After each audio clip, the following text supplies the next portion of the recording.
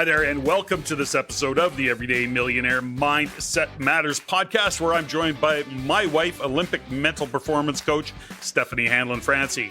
In these episodes, Steffi and I have a conversation about the different aspects of what we refer to as Mindset Matters, because we believe that for those who are awake, we are living in and through the most impactful time in history. Your view of the world is the filter for how you will experience the evolution and changing dynamics of it.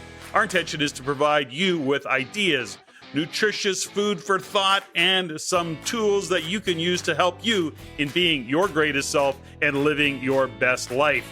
Listen in, enjoy. Steffany, how are you? Hey, hon. I'm good. You're great. I know you are great. And you are about to head to Alberta, and not to check out the fires, but to go to Edmonton. Yeah, see my dad and my brother, and maybe see the kids and the grandkids. Be there for a couple of days. I'm doing a seminar for quantum speed on the speed of results, which is one of my favorite seminars. And then when I come back, I'm home for a couple of days, and then I head to Paris. And you're going to Paris because, why again?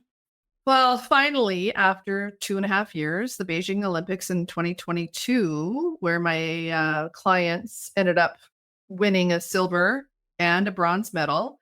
And then there was a doping scandal with the Russians, sadly. They got removed, and my clients ended up with a gold and a silver. And I've been invited to be present for them.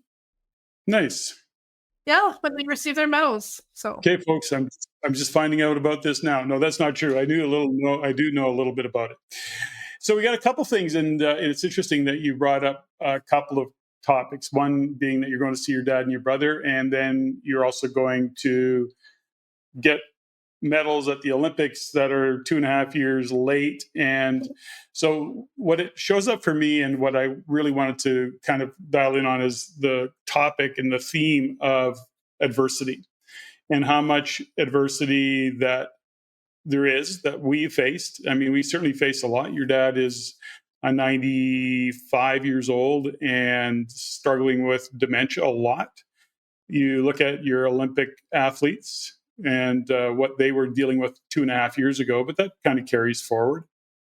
I can't really, even describe some of the adversity that I have faced / we have faced over this past year, and certainly even over the past 5 years.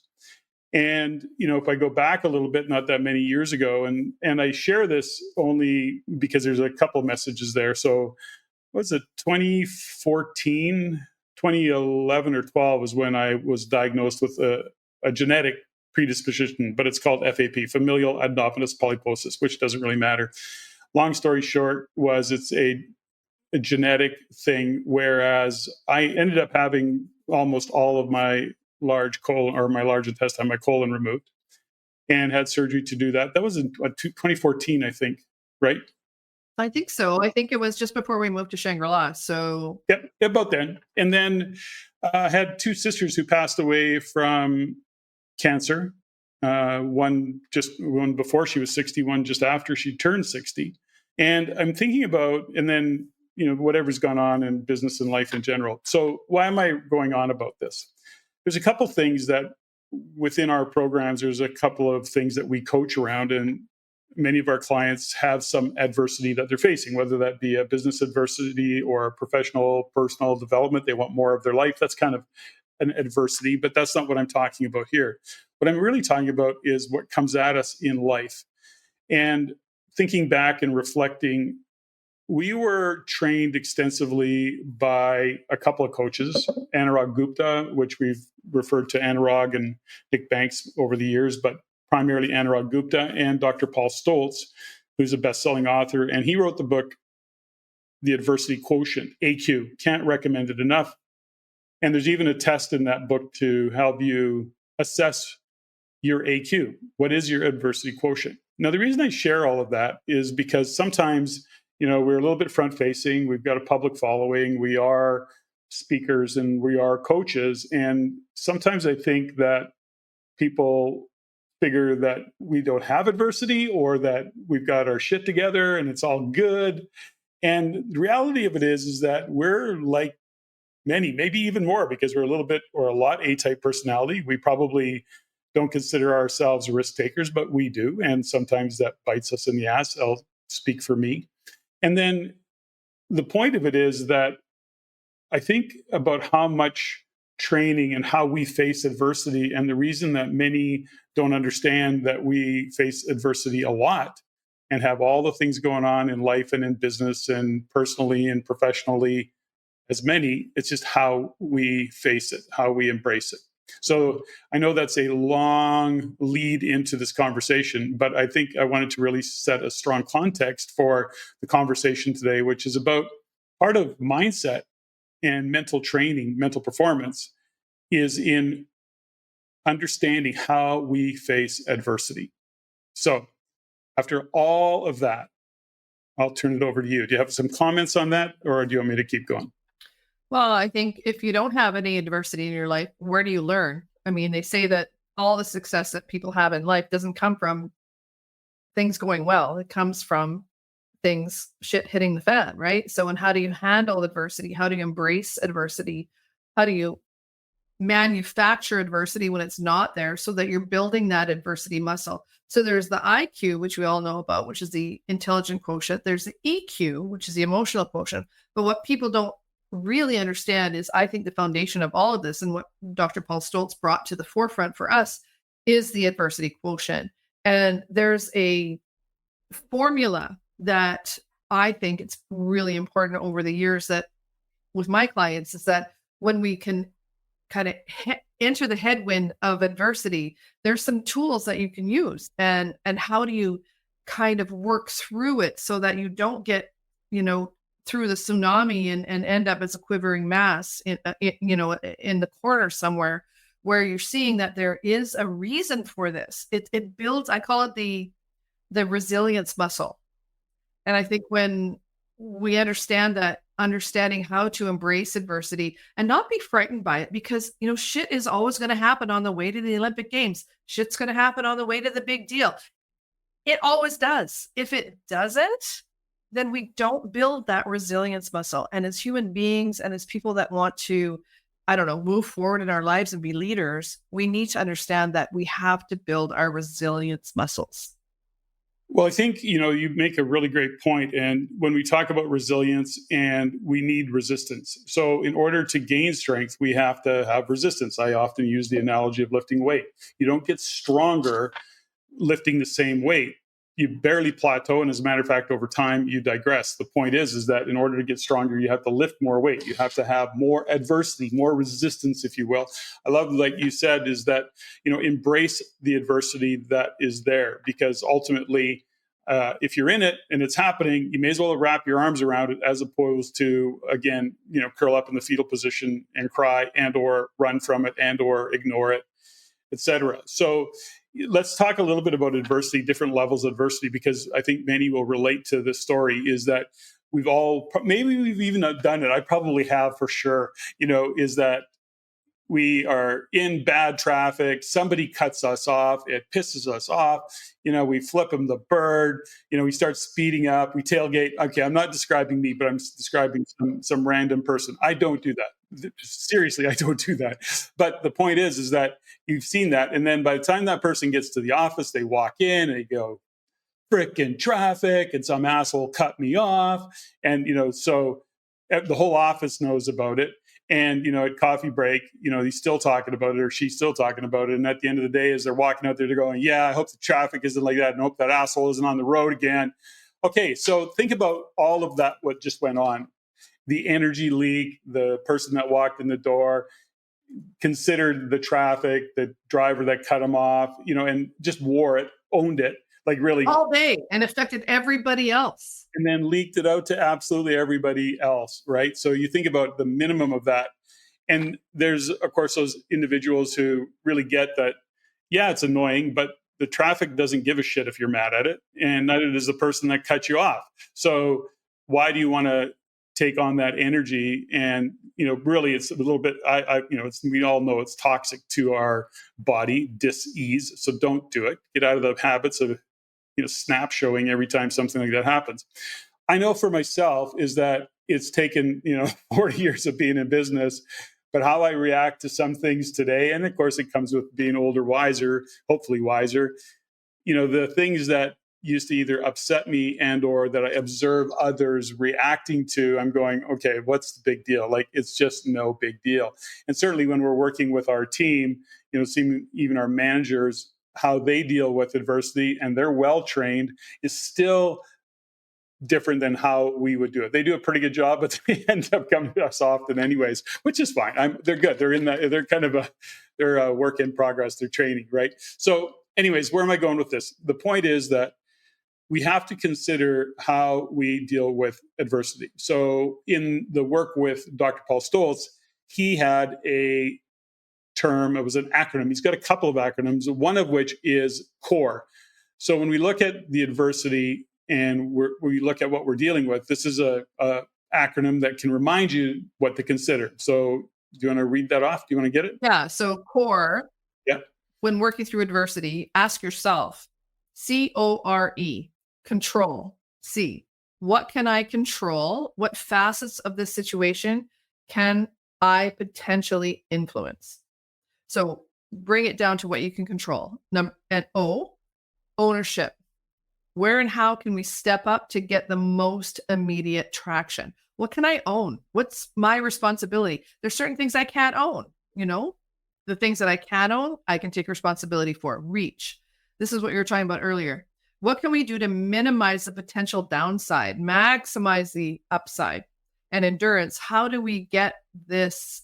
How do we get past this as quickly as possible? So if you bring that, guy that cut you off in the morning and you bring it to the office and you talk about it all day, that's endurance. How long does it go? Yeah, right? So what he's saying is that working through adversity, ask yourself, what can I control? What do I own?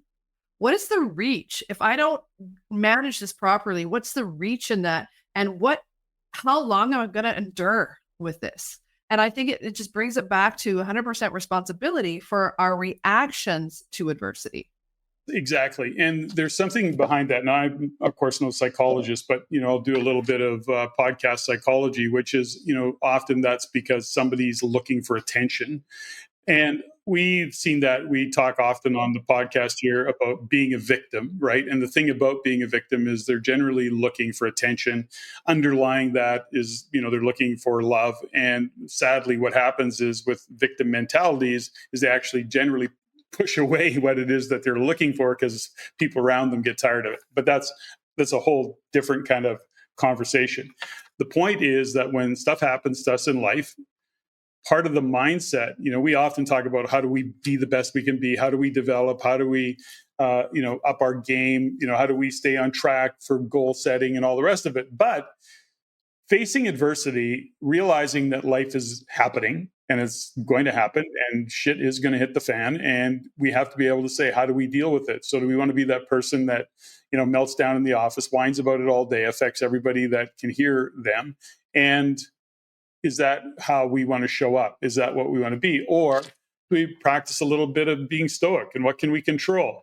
First thing we know is the only thing we can control really is our reaction to our emotions. Are we letting our emotion and our feelings drive us? Or are we understanding to be stoic? We can control that. Yeah, you say that, and then it brings me into a bunch of other situations where, people are digging into the past and looking for trauma, and they're using a new term, which is new for me. It's called the trauma lens. So you go to the past and, things that are happening, maybe it happened 10, 15, 20 years, in your past, and you're bringing it into the future or into the moment, and you're seeing it through a trauma lens. So to me, that's not kind of an evolved level of understanding and embracing adversity. Because if you're living in the past and trying to, heal things from the past, it doesn't work. It doesn't work that way. And that's my kind of babble for the moment, is that you can't go back. There is no past in this regard. There's only this moment, and how you're handling that. And do you have the control, the ownership, and what are you allowing this to reach? Not just into what's going on right now, but are you allowing it to reach into your past? Mm-hmm. And just dramatizing everything. And it's quite, I think it's quite unnerving for people right now, especially through the PTSD of the last 3 or 4 years. Yeah. You have to consider how and what you control. There's the book, Don't Sweat the Small Stuff. That was It's written all years small ago. stuff. All small stuff. There's all of these things. I recently saw somebody who had I don't remember who it was, doesn't really matter. But the message was really great. In 100 years from now, the house you own will be owned by probably somebody else that's not even part of your legacy, your family. Your money won't matter. Nobody will remember you. You're now second or third generation. After 50 years, 60 years, you're gone. Nobody's talking about you. Nobody's wishing you were around. It all just kind of, when you realize that in 100 years from now, none of it, I guess you go, yeah, no, that's a really good point. All of the stuff that we worry about today. And so I don't know how I got off on this topic. No, let's go back to being and facing adversity. Sorry about that, folks. So anyways, but let's go back to that. But I think it all is around when we consider what is happening and the adversity that we face today, we have to ask ourselves, how big a deal is it? Does it really matter? Will it matter in a year, 6 months, in a day, in 100 years? Definitely not. In 50 years, definitely not. So we have to just put it in context. That's a kind of maybe a hack to work around it. But it first starts with the reflection of what's driving your reaction. How do we see the world that we think somebody's doing something to us? How do we see circumstance showing up as something's happening to us, as opposed to how we bring ourselves down off of things that happen to us? Is we have to look at it and go, it's not happening to us, it's happening for us. And then out of that will come another opportunity, a way to look at the world, something else will show up. So I don't know where I was going with that, but I wanted to kind of give more around CORE. And then there was another acronym. The other one Paul Stoltz has is LEAD. So it's more of when shit happens, difficulty strikes, for example, take a moment and just listen. L means listen. Listen to what's going on. What's really, really, really, really going on? What's the truth of that? And E means establish accountability. Give the whole situation. What is the one thing you care about the most? Establish accountability. A means analyze evidence. So clearly, this could be terrible, but what evidence is there, that it's going to be horrible? What evidence is there that it's going to turn out that way? Especially if you have history of dealing with adversity or having things happen and shit happening, whatever, and you're able to deal with it. And D is do something. What can you do that has at least increased the chances that it will turn out okay? Do something. Take action. Mm-hmm. So it's listen. So L is listen. E is establish accountability. A, analyze the evidence.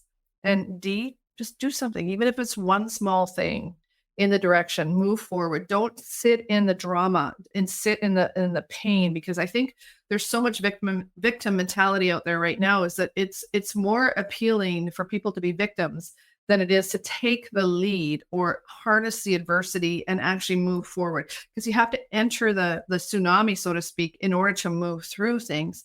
But we're taught, well, I'm going to be a victim. I'm dealing with that with some clients right now, is that things happened 10, 12, 15 years ago, and they're, that is being brought forward into the day. It's ridiculous. So there's something around, when we talk about lead and then we look at the accountability portion of it, when these things occur, and if you're going to lead, then we have to say, okay, who is going to be responsible for what? And then who's, ultimately accountable for making sure that the team or the individuals all get through what they need to get through and that it's being done. So somebody has to be accountable. And sometimes if it happens, who are we holding accountable? Like, where do we go back to the source, perhaps, of the problem? That's another part of that accountability that I would include in all of that. So, the point of it is that, when we think about accountability, when we have these problems, how many times have we seen this? And we know this to be true. This is heads up, and I know some of you know it, which is, there is no accountability. The conversation is, we need to fix this problem. Okay, we need to do something. And then everybody walks away, and there's who's we. And so that is often what happens in many meetings. So if you're in a meeting and we need to do this and we need to do that and we need to do this and we need to do that, then everybody walks away. That means that absolutely nothing will get done. You can almost count on it. So the observation there, by the way, and especially when it comes to adversity, nobody wants to deal often with the problem. Often somebody will if it's pointed out, but otherwise, no, they'll walk away. So something to consider in all of that. When you hear the word "we," make sure that somebody is attached to it. I think what we've learned over the years, even in relationship, there is no we. So it says, we need to pick up bread. And then you both end up at home and there's no bread. Well, who's we? Mm-hmm. I'll pick up the bread if you can stop and get gas. Mm-hmm. So the clarity equaling velocity, which is our theme this year, is that you understand that there is no we until you say, I will do this. And if you could do that, and then you agree to that and you come to some sort of, conclusion, then it just makes way more sense rather than to just generically, that's that whole motion versus action concept. Yeah, we said it, we need it. This is what we have to do. Yeah, we all raise up and we go, yeah, we got this. And then everybody walks away and nothing gets done. Yes.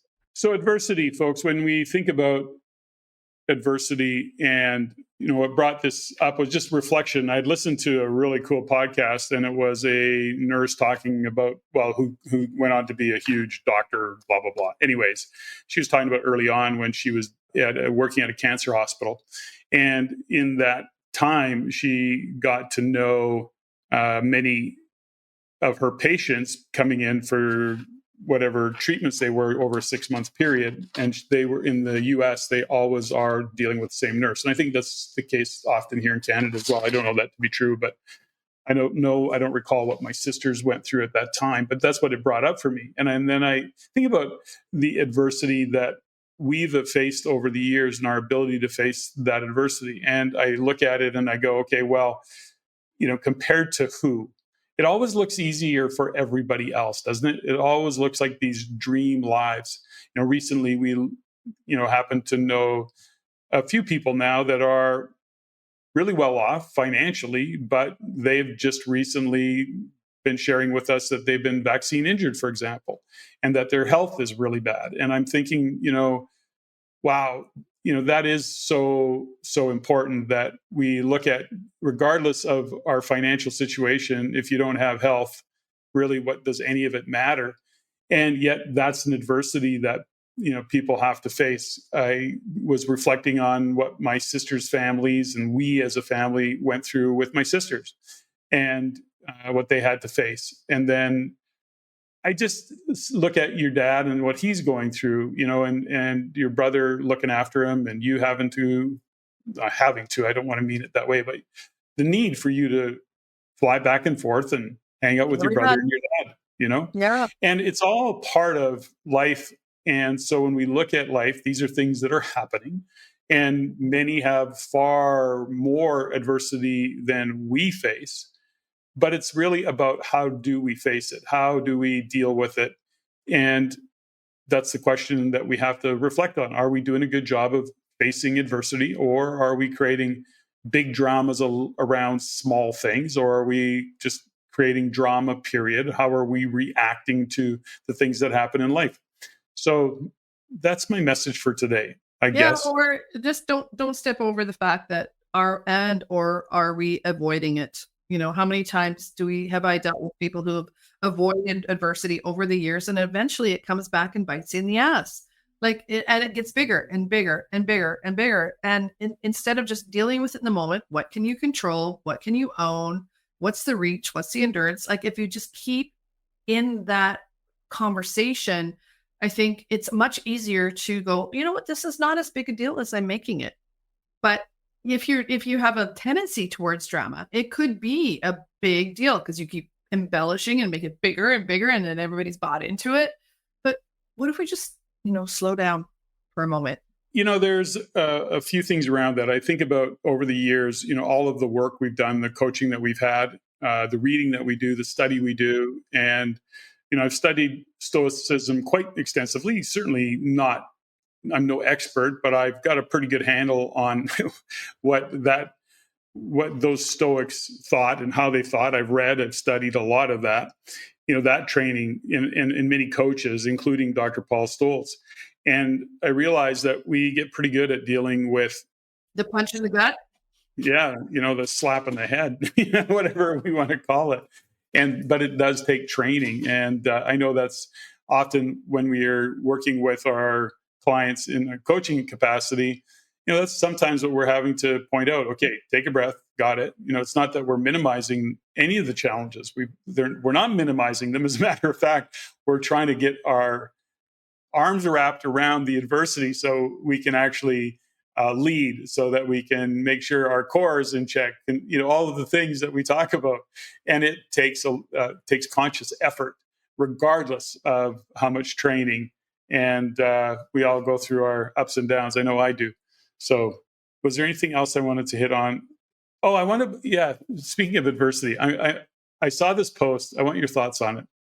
I'm going to give you the circumstance, and then you can probably deduct who it was.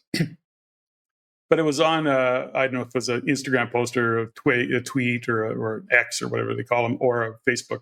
But anyways, Meta. So the quote was around business and competition. And this person says, I love to go out and beat my competition. And this person chimed in and said, beat your competition. For 25 years, I crushed my competition and I put them out of business. I went, wow. So first off, what's your thoughts on that? I've had the experience of a couple of my competitors, one a former partner, that went out of business, and not in a nice way. That didn't make me feel one bit better. As a matter of fact, I had a lot of compassion for them, knowing what they were probably going through.